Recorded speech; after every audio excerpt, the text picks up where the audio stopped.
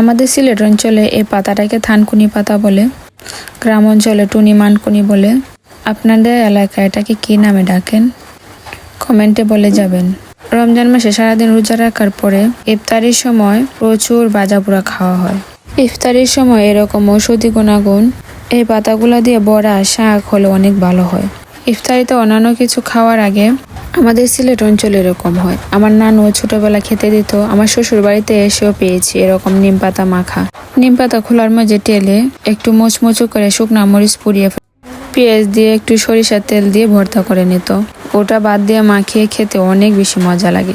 সারাদিন রোজা রাখার পরে ঔষধি গুণাগুণ কিছু একটা খেলে অনেক বেশি ভালো হয় পেটের জন্য।